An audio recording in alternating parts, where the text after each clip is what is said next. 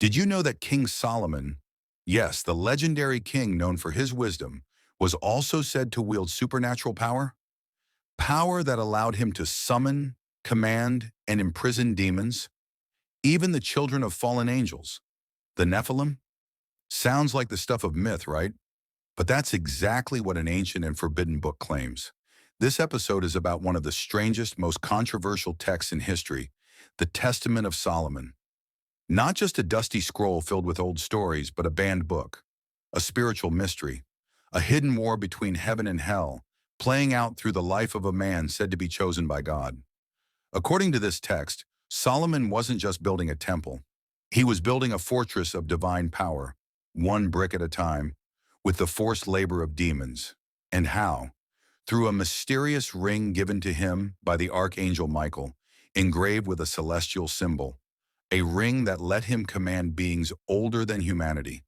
But this isn't just a tale of triumph, it's a tragedy in disguise. Because for all his wisdom, all his power, Solomon fell. Not in battle, not from old age, but from within. The very demons he ruled would one day help unravel him. So here's the question. What went wrong? What did Solomon uncover about the spiritual world that we've long forgotten or chosen to ignore? The Testament of Solomon reads like something between a biblical epic and a psychological thriller. It introduces spirits that don't just haunt ruins or whisper in the night. These demons represent us, our desires, our weaknesses, our fears. One of the first spirits Solomon confronts is Ornias, a demon who drains the life from a young boy. Not with claws or fire, but with exhaustion. He saps his energy, day by day, leaving him hollow. Sound familiar? In our world, it's not hard to see the modern Ornias. Burnout, depression, constant pressure to perform. But Solomon doesn't destroy him. He commands him, redirects him, puts him to work building something sacred. It's a lesson. Even the darkest parts of ourselves can be redeemed, or at least repurposed if we have the wisdom to face them. And then there's Asmodeus, the demon of lust and desire, smooth-talking, destructive, seductive. He tempts Solomon, distracts him, and eventually plays a role in his undoing. Again, this isn't just ancient drama, it's a mirror. We all have our Asmodeus, whatever tempts us off our path, whether it's lust, greed, pride, or the endless scroll of distractions. What's haunting you in the quiet hours? What are you letting in through the cracks? The Testament isn't just about demons in the dark, it's about the ones that live inside us. And Solomon, despite his divine gifts, was still human. That's what makes this story so powerful, because it doesn't just ask, what would you do with supernatural power? It asks, what are you doing with the power you already have? Your talents, your influence, your voice, would you use them to build something lasting? Or would you, like Solomon, begin to slip? Imagine receiving a ring of power, not fantasy, but symbolic of your potential. What would you do with it? Would you fight darkness or become consumed by it? Because here's the truth. The battles Solomon fought might have been written as supernatural stories, but they reflect something real, something timeless. The struggle between purpose and pride, between power and humility, between building something sacred and becoming your own worst enemy. So stay with us. Because the Testament of Solomon isn't just about a king from long ago. It's about the spiritual war playing out in each of us. The ancient world believed in demons, in divine tools, in cosmic tests of the soul. Whether you take it literally or metaphorically, there's wisdom here, a warning, and maybe a way forward. Let's dive in. We've met the demon of lust. But Asmodeus isn't just about desire.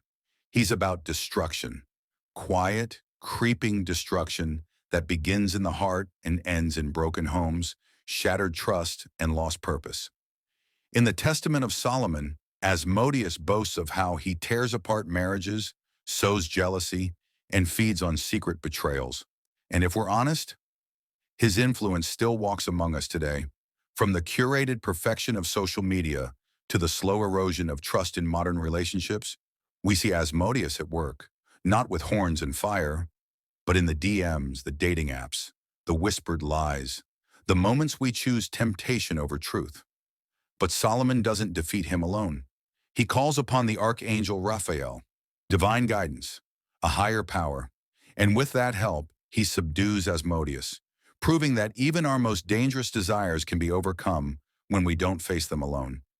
Think about the public downfalls we've all watched unfold: celebrity scandals, broken marriages, brilliant careers destroyed by a single poor choice, Tiger Woods, politicians, CEOs. It's easy to point fingers, but Solomon's story isn't about them. It's about us. What about your life? Are there hidden temptations that threaten to pull you off your path? Are you inviting guidance and accountability? Or are you hoping no one notices the cracks? From desire, we move to pride.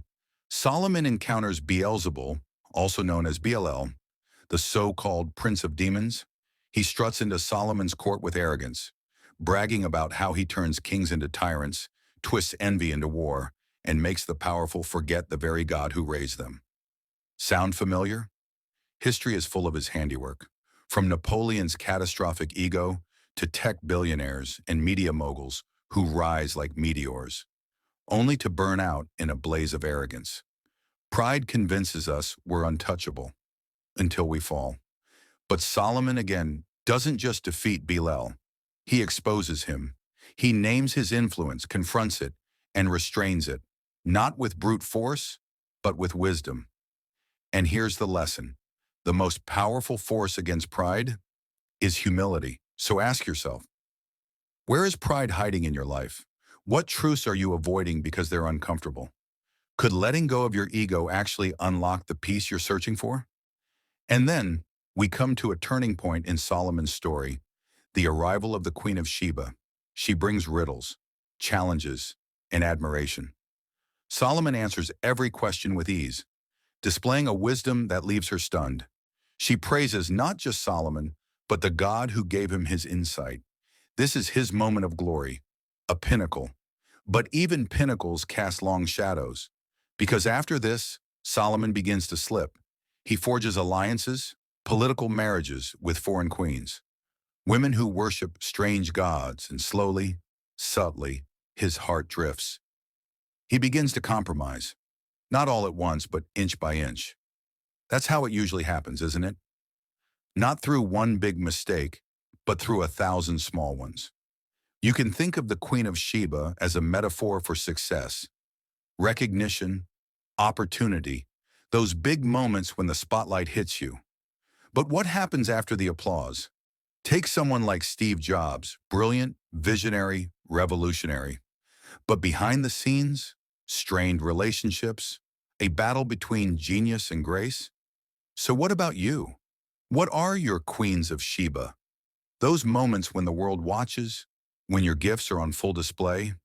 Are you prepared for the pressure that comes after the praise? Or could success become the very thing that pulls you away from what matters most? Despite everything, despite his eventual fall, Solomon's story is not one of doom, it's one of redemption. Because in the pages of the Testament, we find not just warnings, but wisdom. Yes, Solomon falls, but his fall teaches us that no one, not even the wisest man in history, is above temptation. And more importantly, that our failures don't have to be the end of the story. We live in a world obsessed with perfection, but perfection is a lie. What's real is the journey, the struggle, the courage to rise again. And Solomon shows us that sometimes the greatest wisdom doesn't come from never falling, it comes from learning how to rise. So here's a question only you can answer. What lessons can you take from your own struggles? If you could rewrite your story, not to erase the pain, but to give it meaning, what would that story look like? But the testament of Solomon doesn't end there. It shifts, it turns darker, it becomes prophecy, and not the kind that comforts.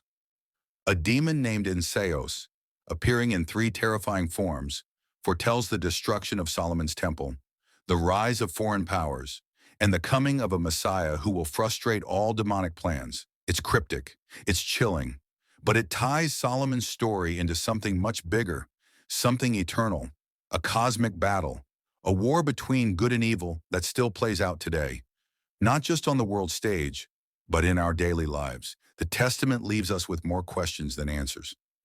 But maybe that's the point. Maybe it's not about solving every mystery, but about paying attention to the battles we can fight, the temptations we can resist, the pride we can lay down, the wisdom we can seek. Because the story of Solomon isn't just about a king, it's about you. Stay tuned. There's more to uncover, more riddles to solve, and more truth to be revealed in the pages of this strange, forbidden, and profoundly human text. The Testament of Solomon doesn't just speak to the past. It echoes through time, through empires, through leaders, through the rise and fall of every great power humanity has ever known. From the Romans to the Ottomans, to modern superpowers that once seemed invincible, each followed a familiar pattern: strength, success, expansion, followed by moral decay, inner corruption, and collapse. It's a cycle, and it's the same cycle Solomon lived. Solomon's temple, a symbol of divine blessing, was later desecrated and destroyed. Why? Because its foundation, like the man who built it, was no longer rooted in righteousness. So what does that mean for us? Are we too building structures, lives, careers, even nations, on foundations that look strong but are spiritually hollow? The Testament asks us to look inward, to ask not just where we are going, but what we are standing on. But what makes the Testament so powerful is not just its history, it's the way it tells truth. Each demon Solomon faces isn't just a creature, it's a mirror, a symbol, a reflection of something we wrestle with in our own lives. Asmodeus wasn't just about lust. Beelzebul wasn't just about pride. They were embodiments of the battles inside every human soul. Fear, temptation, anger, shame, exhaustion. Take the demon Sidel, for example. He doesn't roar or rage. He causes shivering, fatigue, torpor, spiritual lethargy, that fog you feel when you're overwhelmed, when you stop believing that things can change, when getting out of bed feels like lifting a mountain. Sound familiar? That's not just ancient folklore. That's the burnout of modern life, the paralysis of endless decisions, the mental exhaustion that steals our joy and leaves us numb. But what does Solomon do? He doesn't banish Sidel. He puts him to work. He commands the demon to labor for the construction of the temple. That's the real wisdom, to take even your weaknesses and turn them into strength. Think about Oprah Winfrey, born into poverty, a childhood marked by trauma and loss. But instead of being destroyed by those demons, she faced them. She transformed her pain into purpose. Her story, like Solomon's, shows that our deepest wounds can become our greatest sources of power. So what about you? What are the siddles in your life? Where are you stuck? And how could those struggles be redirected into something meaningful, something sacred? Then there's Ephippus, a strange demon with an even stranger task. He emerges from the sea, raising a massive stone pillar from the depths of the Red Sea itself, suspended by the wind, impossibly defying gravity. This pillar becomes a cornerstone of the temple. Let that image sit with you for a moment. A demon, from the sea, raising a pillar of God's house. It doesn't make sense, and yet it does. Because sometimes what looks like destruction can be part of a greater design. How often do the most powerful changes in our lives come through chaos? Loss, illness, failure, heartbreak. The things we fear may actually be what forges us. Even today, in a world dominated by science and logic, there are still mysteries we don't understand. Quantum physics, the nature of consciousness, moments of intuition that defy explanation. So what if the pillar you're trying to lift right now, the impossible burden you carry, is not meant to crush you, but to become a part of your temple? Are you willing to believe that even your trials could be part of a divine plan? But as powerful as Solomon's story is, it also contains a tragic truth. His fall is just as dramatic as his rise. The man who once commanded demons with divine wisdom compromises. He marries foreign wives who worship other gods. He builds temples, not for the God of Israel, but for false idols. And in doing so, he strays. It's heartbreaking and familiar. Because this isn't just about Solomon. It's about every leader who started with a clear vision, then lost it. Every pastor, every president, every CEO who began with purpose, then fell to pride, greed, or corruption. Julius Caesar, modern politicians, even revolutionaries who become tyrants. The pattern repeats again and again. And if Solomon, the wisest man in history, can fall, so can we. So how do we guard against that fate? Not with perfection, but with vigilance, with humility, with a daily return to our core values before compromise creeps in unnoticed. But here's the hope. Solomon doesn't end his story in silence. He writes the testament. Even in his failure, he chooses redemption. He offers his mistakes as lessons, not excuses. He doesn't try to hide his fall. He documents it for generations to come. That's powerful, because it means your story doesn't have to end with your worst chapter. It means there's still time, still hope, still a chance to transform your past into a path forward. Think of someone like Nelson Mandela, imprisoned for decades, labeled a threat, a criminal, and yet, when released, he didn't seek revenge. He became a symbol of peace, reconciliation, strength. Like Solomon, Mandela's redemption became his legacy. What about you? What part of your life feels like a failure right now? What's broken? And how might that be the beginning of your comeback, not the end? The testament closes not with finality, but with mystery. A demon named Enslave appears in 3 haunting forms, and she speaks of the future. Solomon's temple destroyed, foreign powers rising, a Messiah coming, one who would frustrate all demonic plans and turn darkness into light. It's chilling, and it connects Solomon's fall to something far greater than himself. It reminds us that the battle between good and evil isn't just a story, it's ongoing. It's in our world, in our politics, in our families, in our own minds. But the message is clear. Even in darkness, there is a plan. Even in failure, there is redemption. Even in chaos, there is hope. So ask yourself, what demons are you facing? What wisdom are you ignoring? What legacy are you building? Because in the end, the testament of Solomon isn't just about a king who ruled demons. It's about us. It's about the battles we fight within, the choices we make, the temple we're building, brick by brick, with every decision. And the truth is, the story isn't over. Yours or his. The testament of Solomon ends with more questions than answers. What happened to the demons after Solomon's death? Did they vanish? Or did they return to sow chaos in new ways? What about the cryptic prophecies, those chilling glimpses into an end-time struggle between good and evil?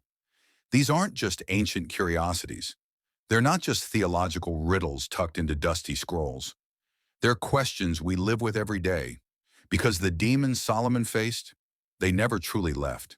They still whisper, still tempt, still lurk in the cracks of our choices, online, at work, in our relationships, in the quiet corners of our minds. As we journey deeper into this ancient text, we begin to realize this isn't just the story of Solomon.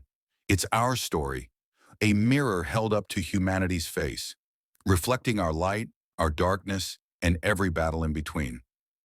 The testament of Solomon is not about one man's rise and fall. It's about all of us, our hopes, our failures, our fragile victories. Solomon's life holds a strange duality, the highest heights of wisdom and the deepest depths of compromise. He began as a beacon of divine favor, chosen, empowered, a man who could speak to angels and command demons. He built a temple that became the heart of a nation. But by the end, he was divided, led astray by the very desires he once ruled over. That's the tension we all live in, the pull between purpose and temptation, between calling and comfort, between the sacred and the seductive. History repeats the same lesson. Alexander the Great conquered the world, but his empire dissolved within a generation. Solomon's kingdom was strong, until the cracks in his soul split it in two. No matter how grand our achievements, they crumble if not built on a foundation that lasts. So ask yourself, what are you building? A career? A family? A reputation? And more importantly, what are you building it on? Because if the foundation is ego, or fear, or anything but truth, it won't stand. One of the most haunting themes in the Testament is the quiet erosion of integrity. Solomon had wisdom, but he didn't guard his heart. His downfall didn't come all at once.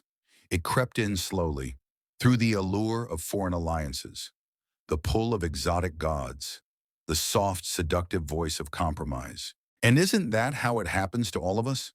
Not in a single moment, but over time. Not with a crash, but with a whisper. Think of the leaders who've fallen from grace. Athletes, actors, influencers, CEOs. People we once admired, until ambition, pride, or unchecked desire led them down a path they couldn't return from. Solomon's story reminds us, no one is immune. Not the wise, not the strong, not even the chosen. But here's where the story shifts, because the testament isn't just about failure, it's about transformation. Yes, Solomon faced demons, but he didn't just defeat them, he redirected them. He took forces of chaos and made them build. He turned darkness into labor. He forced what was destructive to become constructive.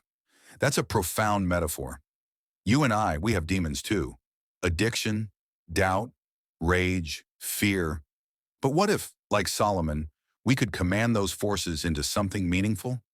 Take Nelson Mandela, decades in prison, beaten, isolated, but instead of turning bitter, he came out brighter. Instead of seeking revenge, he built peace.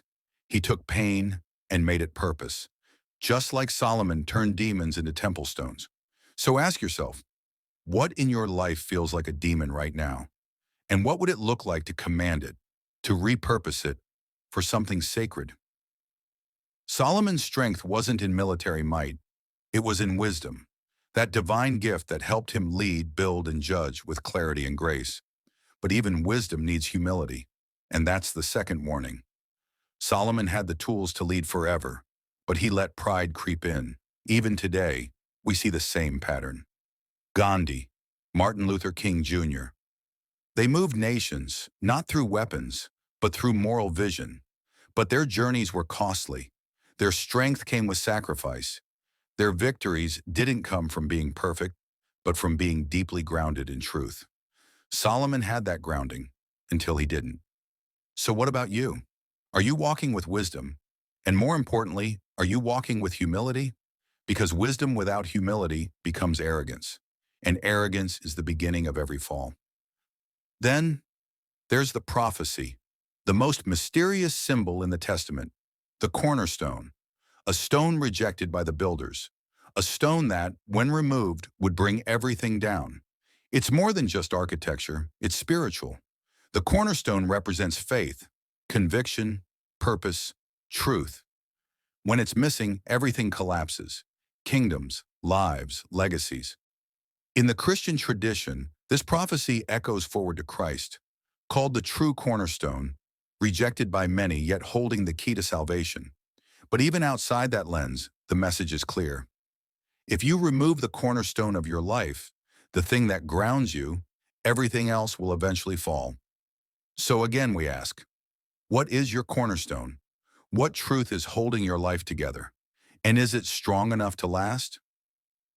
The Testament of Solomon ends in mystery, not certainty. It hints at future battles, a coming Messiah, a final clash between light and darkness. But even in its uncertainty, there is hope.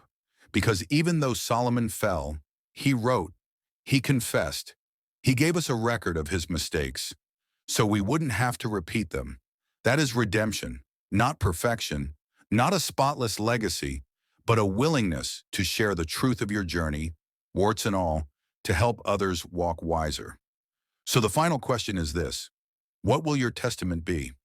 When all is said and done, what story will your life tell? And how will the battles you face today shape the legacy you leave behind? For Solomon, the cornerstone of life was his relationship with God. That connection grounded him, gave him clarity, and shaped his legacy. But even the wisest man can falter. When Solomon turned to idolatry, that foundation began to crack. Today, this question echoes just as powerfully. What is the cornerstone of your life? And more importantly, can it hold when the storms come?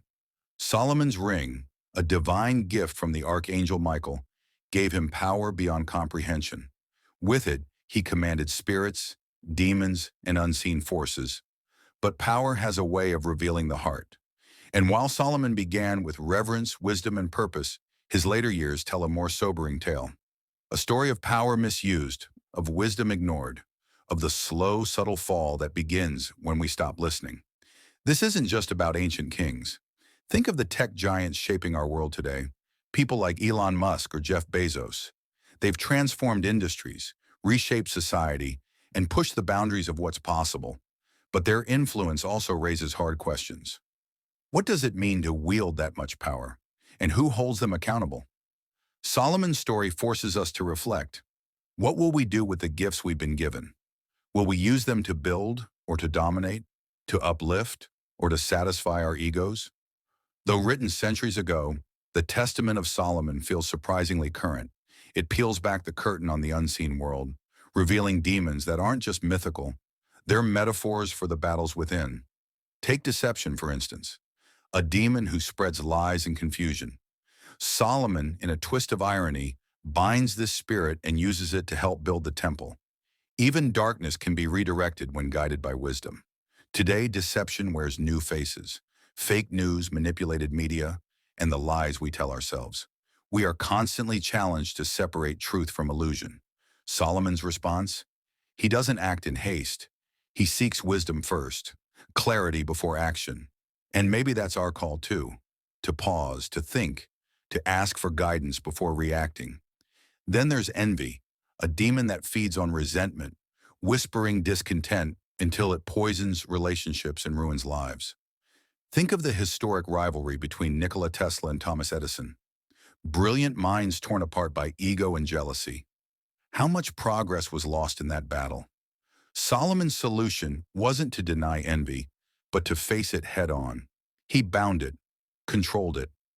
In our lives, envy loses its grip when we practice gratitude, when we focus on what we have instead of what we lack. And what about Asmodeus, the demon of lust, a spirit that twists desire into destruction? Solomon confronts him too, naming the temptations that pull us away from fidelity, integrity, and self-control.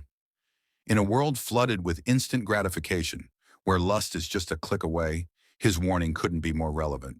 Powerful people, politicians, artists, spiritual leaders, have seen their legacies crumble because of one unchecked desire.